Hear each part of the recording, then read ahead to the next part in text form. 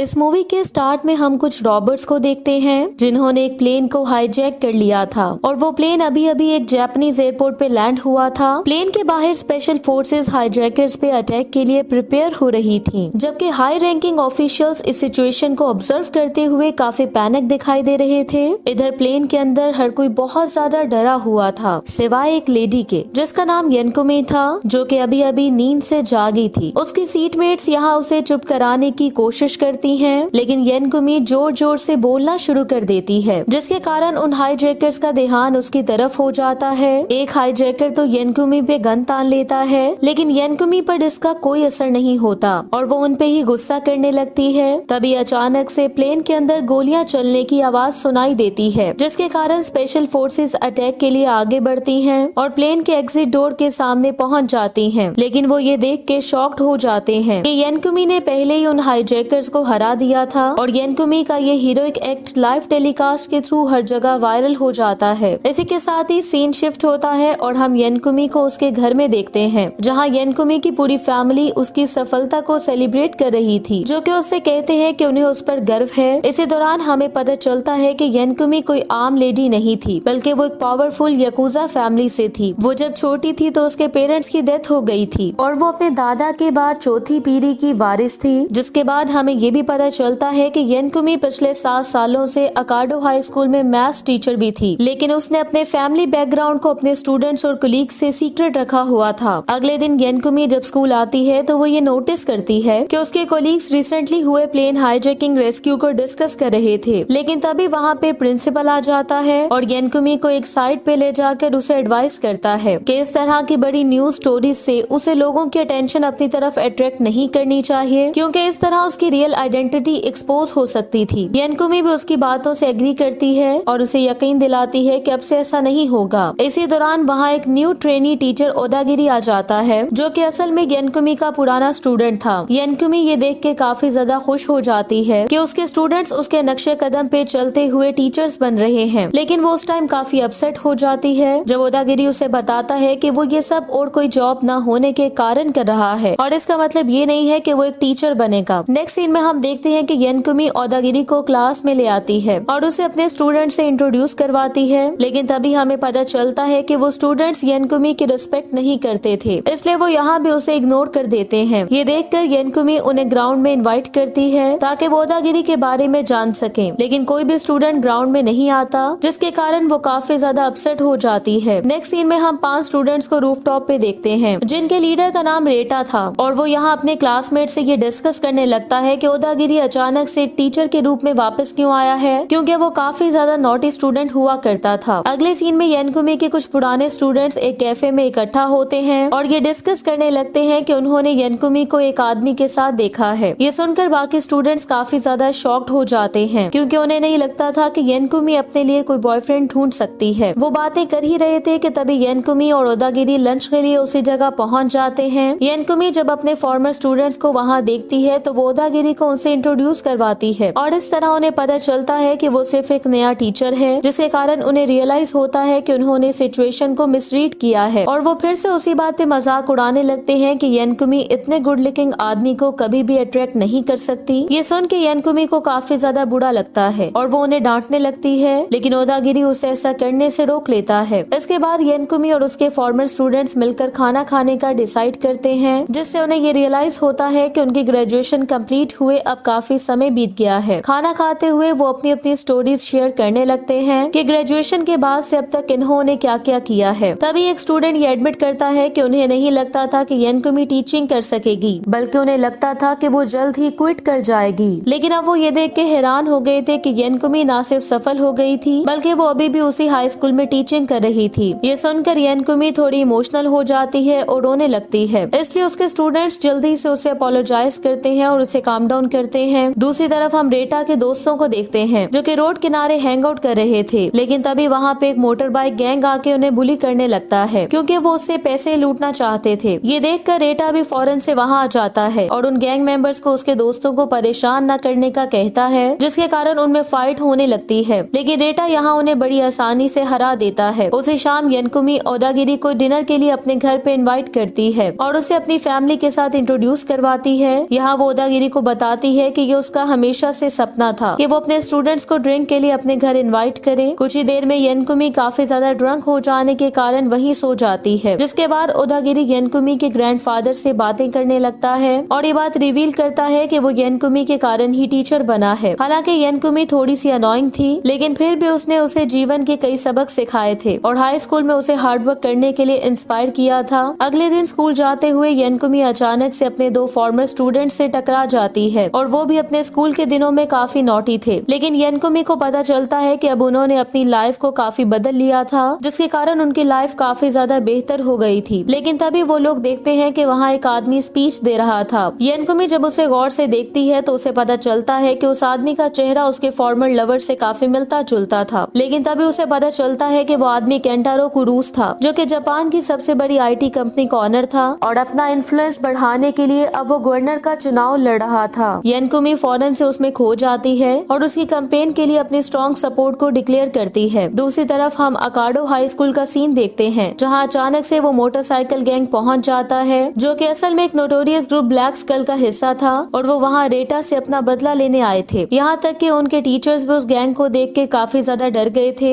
इसलिए principal help के लिए फौरन से पुलिस को कॉल कर देता है। वो लोग जब पुलिस सायरन की आवाज सुनते हैं तो अभी के लिए वहाँ से जाने का डिसाइड करते हैं, लेकिन साथ ही वो कसम खाते हैं कि वो रेटा से बदला लेने के लिए वापस जरूर आएंगे। नेक्स्ट सीन में प्रिंसिपल रेटा और उसके दोस्तों को ऑफिस में बुलाता है और ये मुसीबत खड़ी करने पर उन्हें डांटने लगता है। वो उन्हें ये सब कुछ एक्सप्लेन करने का कहता है, लेकिन वो लोग ये क्लेम करते हैं कि मोटरसाइकिल गैंग ने पहले उनसे पैसों की डिमांड करके उन्हें प्रोवोक किया था। प्रिंसिपल उनकी बातों का विश्वास नहीं करता, लेकिन तभी येनकुमी उनकी हेल्प करती है और प्रिंसिपल को बताती है कि वो सच कह रहे हैं, क्योंकि अगर वो झूठ बोलते तो उसे फौरन से पता चल जाता। ये सुनकर प्रिंसिपल इस मामले को जाने देने का डिसाइड करता है, लेकिन वो येनकुमी को वार्न करता है कि अगर फ्यूचर में उसके स्टूडेंट्स ने कोई ट्रबल क्रिएट की तो इसके लिए उसे जॉब से निकाल दिया जाएगा। जिसके बाद क्लास में रेटा और उसके फ्रेंड्स इस वजह से काफी ज्यादा शॉक्ड थे कि येनकुमी ने उनके लिए अपनी जॉब को खतरे में डाल दिया था। अब क्योंकि वो येनकुमी को और ज्यादा मुश्किल में नहीं डालना चाहते थे, इसलिए रेटा इस इशू को हमेशा के लिए रिजॉल्व करने का डिसाइड करता है। उसके फ्रेंड्स उसे रोकने की कोशिश करते हैं, लेकिन रेटा उनकी बात को इग्नोर करके वहाँ से चला जाता है। कुछ देर बाद येनकुमी ओदागिरी के साथ क्लासरूम में आती है और उसे पता चलता है कि रेटा उस गैंग से फाइट करने चला गया है। ये सुनकर वो अपने स्टूडेंट्स पे गुस्सा करने लगती है कि उन्होंने उसे वहाँ जाने से नहीं रोका था और अकेले ही वहाँ जाने दिया था, इसलिए वो उसे ढूंढने के लिए वहाँ से चली जाती है। इसी दौरान ओदागिरी रेटा के दोस्तों को याद दिलाता है कि अगर वो रेटा के सच्चे दोस्त हैं तो चाहे कुछ भी हो जाए उन्हें उसके साथ खड़े होना चाहिए। दूसरी तरफ हम रेटा को देखते हैं, जो कि ब्लैक स्कल गैंग की हाइड आउट पे पहुंच चुका था। यहाँ वो उन्हें वार्न करता है कि वो उसके स्कूल से दूर रहे और इसके लिए वो उस गैंग के लीडर को 1-on-1 फाइट का चैलेंज करता है, लेकिन गैंग लीडर उसके ऑफर रिजेक्ट कर देता है और वो सब मिलकर उसे मारने लगते हैं। लेकिन तभी वो बिल्डिंग शेक होने लगती है और वो दीवार टूट जाती है, जिसके बाद वहाँ एंट्री होती है येनकुमी की, जो कि उस गैंग से उसके स्टूडेंट को छोड़ने की डिमांड करती है। लेकिन वो गैंग उसी पे ही अटैक कर देता है, पर येनकुमी उन्हें एक एक करके मारने लगती है। कुछ ही देर में वो गैंग मेंबर्स उसे कंट्रोल करने में कामयाब हो जाते हैं, लेकिन तभी वहाँ पे ओदागिरी आके उसकी हेल्प करता है और वो दोनों मिलकर उन्हें इतना ज्यादा मारते हैं कि वो लोग वहाँ से भागने पर मजबूर हो जाते हैं। तभी वहाँ पे रेटा के दोस्त भी पहुँच जाते हैं, जो कि रेटा की हेल्प करने पे येनकुमी का शुक्रिया अदा करते हैं। रेटा यहाँ थोड़ा कंफ्यूज दिखाई दे रहा था कि कैसे एक आम सी टीचर इस तरह से फाइट कर सकती थी। येनकुमी उसे बताती है कि वो ये सब करने में इसलिए सफल हो गई थी क्योंकि वो अपने स्टूडेंट्स की केयर करती है। अगली सुबह रेटा येनकुमी की और ज्यादा रिस्पेक्ट करने लगता है और उसके बाकी स्टूडेंट्स भी उसे गुड मॉर्निंग कहते हैं। ये देखकर येनकुमी काफी ज्यादा एक्साइटेड हो जाती है कि आखिरकार उसके स्टूडेंट्स उसकी कदर करने लगे थे। नेक्स्ट सीन में कुछ कॉप स्कूल में आते हैं, जिन्हें देख के येनकुमी चौंक जाती है क्योंकि उसे लगता था कि वो यहाँ कल होने वाली फाइट के कारण आए हैं। लेकिन तभी उन्हें पता चलता है कि उनका एक स्टूडेंट रेन कजामा ड्रग डीलिंग में इन्वॉल्व है, पर येनकुमी उससे कहती है कि ये सच नहीं हो सकता क्योंकि कजामा तो उनकी क्लास के सबसे ब्रिलियंट स्टूडेंट्स में से एक है। लेकिन वो ऑफिसर उन्हें बताता है कि उन्हें कजामा का वॉलेट क्राइम स्क्रीन पे मिला है और वो पिछली रात से लापता है,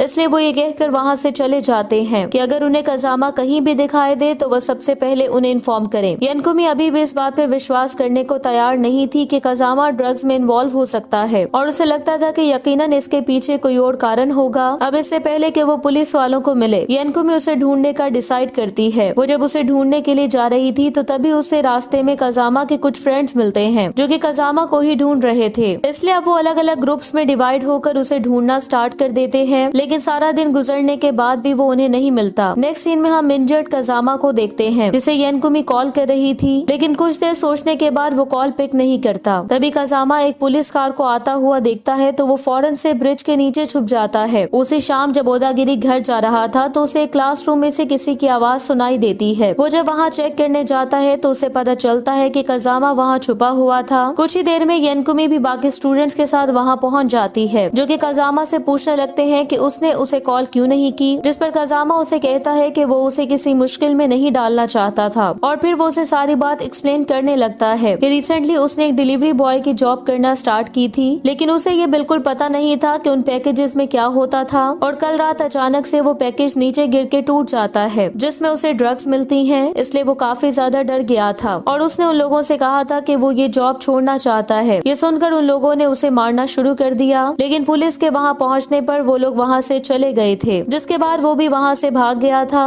लेकिन इस दौरान उसका वॉलेट वहीं रह गया था। ये सुनकर येनकुमी उससे पूछती है कि उसे जॉब की जरूरत क्यों थी, जिस पर वो उन्हें बताता है कि वो उस जॉब से अपने सिस्टर को सपोर्ट करना चाहता था। येनकुमी ये सुनकर उसे रीअश्योर करती है कि इस सब में उसका कोई कसूर नहीं है, इसलिए वो उसे और उसके दोस्तों को आज रात उसके घर स्टे करने का कहती है। नेक्स्ट सीन में जब वो लोग येनकुमी के घर पे थे तो येनकुमी अपने हेंचमैन को उस ड्रग डीलर को इन्वेस्टिगेट करने का कहती है और बहुत जल्द उन्हें पता चल जाता है कि उस इल्लीगल बिजनेस के पीछे का मास्टरमाइंड कोई और नहीं बल्कि केंटारो कुरूस है, जो कि ना सिर्फ काफी ज्यादा अमीर था बल्कि वो काफी इन्फ्लुएंशियल भी था। इसलिए उसके साथ पंगा लेना और उसके क्राइम्स एक्सपोज करना काफी ज्यादा डिफिकल्ट था। ये सुनकर येनकुमी को गुस्सा आता है और वो केंटारो के क्राइम्स पब्लिक में एक्सपोज करने की कसम खाती है, लेकिन कजामा और उसके फ्रेंड्स भी ये सब कुछ सुन रहे थे। वो इस मामले को अपने हाथ में लेने का डिसाइड करते हैं ताकि येनकुमी को और ज्यादा परेशानी से बचाया जा सके। इसलिए अगले दिन कजामा और उसके दोस्त केंटारो के हेडक्वार्टर पहुंच जाते हैं ताकि वो कोई एविडेंस ढूंढ सके। दूसरी तरफ हम येनकुमी और ओदागिरी को भी देखते हैं और वो दोनों भी उसी तरफ बढ़ रहे थे। वहाँ पहुँचकर वो बहुत से जर्नलिस्ट को देखते हैं जो कि केंटारो के लिए कैंपेन मटेरियल प्रिपेयर कर रहे थे। इसके बाद येनकुमी और ओदागिरी केंटारो के रूम में एंटर होने की कोशिश करते हैं। दूसरी तरफ कजामा और उसके दोस्त को एक रूम में बहुत से बॉक्सेस मिलते हैं जिनमें ड्रग्स को छुपाया गया था, लेकिन तभी अचानक से वहाँ केंटारो के लोग आके उन्हें देख लेते हैं। वो उन्हें शूट करने ही वाले थे कि तभी येनकुमी वहाँ पहुँच के उन सबको हरा देती है। इसी दौरान केंटारो ने स्पीच देना शुरू कर दी थी जो कि लाइव टेलीकास्ट की जा रही थी, जहाँ वो ये प्रॉमिस करता है कि अगर वो गवर्नर इलेक्ट हुआ तो वो इस शहर को बेहतर बना देगा। वो बात कर ही रहा था कि तभी वहाँ येनकुमी भी पहुँच जाती है और केंटारो के सभी क्राइम्स के बारे में बताने लगती है। इसी दौरान येनकुमी के स्टूडेंट्स बिहाइंड द स्टेज उस रूम को लाइव ब्रॉडकास्ट करने लगते हैं जहाँ केंटारो ने ड्रग्स को रखा हुआ था। ये देखकर केंटारो के सभी सपोर्टर्स काफी ज्यादा डर जाते हैं और फौरन से वहाँ से चले जाते हैं, जिसके कारण केंटारो को गुस्सा आता है और वो अपने आदमियों को येनकुमी को मारने का ऑर्डर देता है। वहीं बाहर बहुत ज्यादा पुलिस फोर्स पहले ही पहुँच चुकी थी, साथ ही रेटा और उसका गैंग भी वहाँ पहुँच जाता है, लेकिन पुलिस वाले उन्हें भी अंदर एंटर होने नहीं देते। दूसरी तरफ येनकुमी केंटारो के आदमियों से फाइट कर रही थी और वो उन सबको हराने में कामयाब हो जाती है। ये देखकर केंटारो उस पे गन तान लेता है और उस पर अपनी जिंदगी बर्बाद करने का आरोप लगाता है, लेकिन येनकुमी उसे फौरन से सरेंडर करने की एडवाइस करती है और एक लेंथी कन्वर्सेशन के बाद वो सरेंडर करने के लिए तैयार हो जाता है। इसी दौरान वहाँ पे स्पेशल फोर्स भी पहुँच जाती है, लेकिन येनकुमी उन्हें केंटारो को शूट करने से रोक देती है क्योंकि केंटारो सरेंडर करने के लिए तैयार हो गया था। इसलिए पुलिस अब उसे शूट नहीं करती और उसे पकड़ लिया जाता है और पूरा देश येनकुमी की ब्रेवरी को देख के हैरान हो जाता है। अगले दिन येनकुमी एक सेलिब्रिटी बन चुकी थी, जहाँ सभी टीचर्स और प्रिंसिपल उसकी ब्रेवरी को अप्रिशिएट कर रहे थे। क्लास में वो अपने स्टूडेंट्स को किक द कैन गेम खेलने के लिए इनवाइट करती है और इस बार पूरी क्लास येनकुमी के कहने पर बाहर आ जाती है, जो कि काफी ज्यादा एंजॉय करने लगते हैं और इसी के साथ ही ये मूवी एंड हो जाती है। Thank you so much for watching.